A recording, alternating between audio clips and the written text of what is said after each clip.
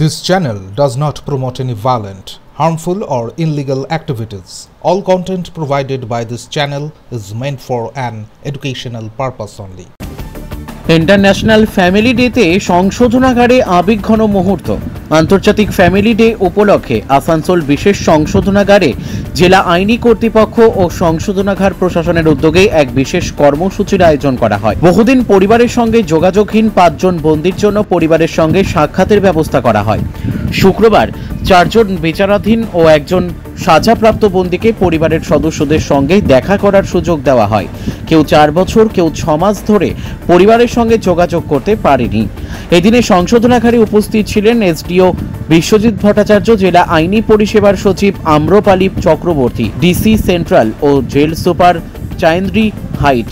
এক আবেগঘন পরিবেশে বন্দীরা তাদের প্রিয়জনদের সঙ্গে দেখা করেন। এসডিও বলেন, ৪.৫ বছর পর এক শিশু তার মায়ের সঙ্গে দেখা করল।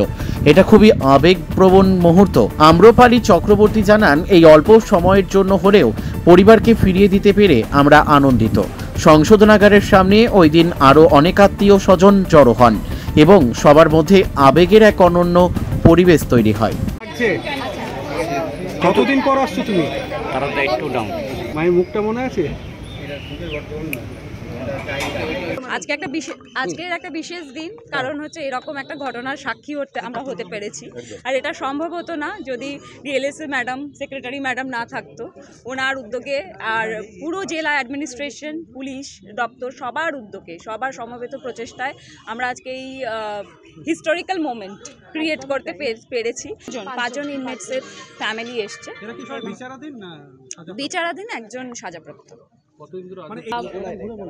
যেদিনকে ইন্টারন্যাশনাল ফ্যামিলি ডের কথাটা আমার মনে এসেছিল, তখন আমার একটা জিনিসই মনে এসেছিল যে আমরা যারা প্রত্যেক দিন অন্তত ফ্যামিলির সাথে কথা বলতে পারি, রাতের বেলা ফ্যামিলির সাথে অ্যাটলিস্ট ঘুমোতে পারি গিয়ে, তারা তো নয় ফ্যামিলির সাথেই থাকি, তাদের ফ্যামিলির একটা বন্ধন আমরা সবসময় অনুভব করি। কিন্তু তাদের কি অবস্থা, যে যারা দীর্ঘদিন ধরে ফ্যামিলি মেম্বারদের সাথে মিট করতে পারছে না, যে তারা প্রিজনে আছে, কারাগারে রয়েছে।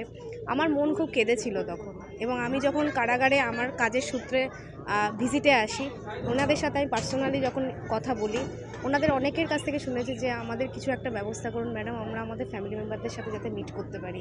এই যে মায়ের কথা আমরা বলছিলাম, উনি আমাকে পার্সোনালিও বলেছিলেন যে আমি 4.5 বছরের মেয়েটাকে ছেড়ে এসেছি ম্যাডাম, এতদিন চোখে দেখতে পাই না। আমি নিজে একজন মা, আমি আমার মেয়েকে ছেড়ে এক রাত্রিও থাকতে পারি না।